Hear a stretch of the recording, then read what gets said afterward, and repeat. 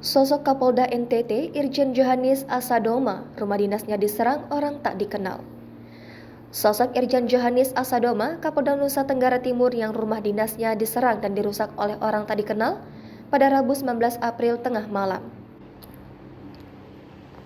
Selain menyerang rumah dinas Irjen Johannes Asadoma, OTK juga membakar satu unit mobil patroli milik Satuan Lalu Lintas dan satu unit sepeda motor.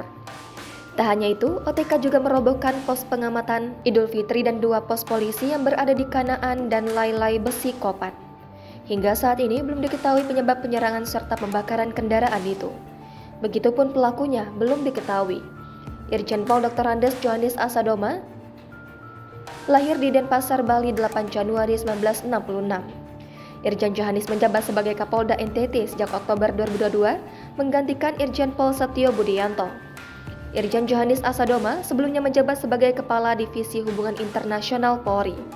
Nama Irjen Pol Joni Asadoma tidak asing bagi masyarakat NTT. Selain sebagai putra NTT, Irjen Joni Asadoma juga pernah bertugas sebagai Wakil Kapolda NTT.